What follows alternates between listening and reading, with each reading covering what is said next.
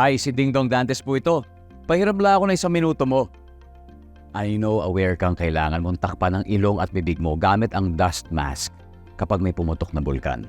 Pero, paano kung wala kang mask? Ganito, kumuha ka ng basang panyo o bimpo para ma-filter ang nilalanghap mong hangin.